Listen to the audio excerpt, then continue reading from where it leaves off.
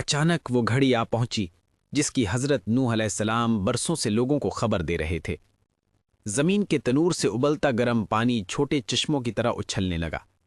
گھروں کے صحن، گلیوں اور پہاڑوں کے دامن سے پانی کے فوارے نکلنے لگے۔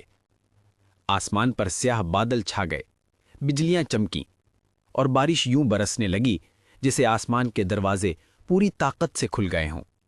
حضرت نوح علیہ السلام نے بلند آواز میں کہا، کشتی میں آ جاؤ۔ چند لوگ جو ایمان لا چکے تھے جلدی سے کشتی میں سوار ہو گئے۔ اللہ کے حکم سے ہر قسم کے جانوروں کے جوڑے بھی ساتھ محفوظ کر لیے گئے۔